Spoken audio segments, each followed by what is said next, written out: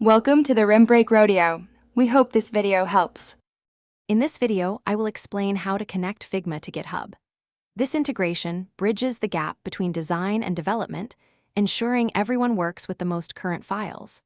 We'll cover the essential steps to set up this connection, helping your team maintain a single source of truth for design assets.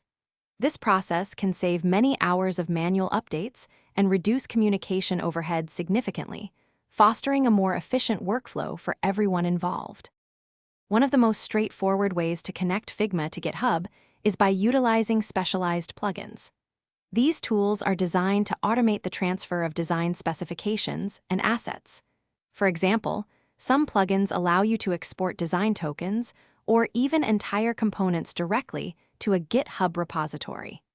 This can drastically reduce the manual effort involved in translating design into code, often completing tasks in mere seconds that would otherwise take several minutes.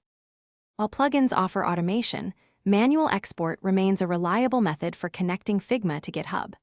You can export specific assets, such as icons or illustrations, as SVG or PNG files directly from Figma.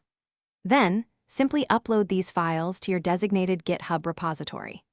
This approach gives you granular control over what gets committed and allows you to leverage GitHub's robust version control system to track every change, ensuring a clear history of design iterations.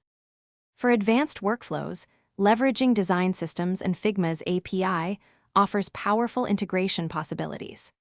A well-structured design system in Figma can be programmatically linked to GitHub, allowing for automated updates of design tokens or component libraries.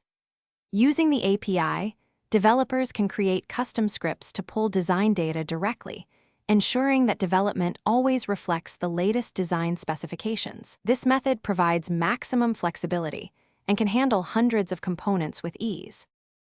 Thanks for watching. Consider subscribing if we helped you.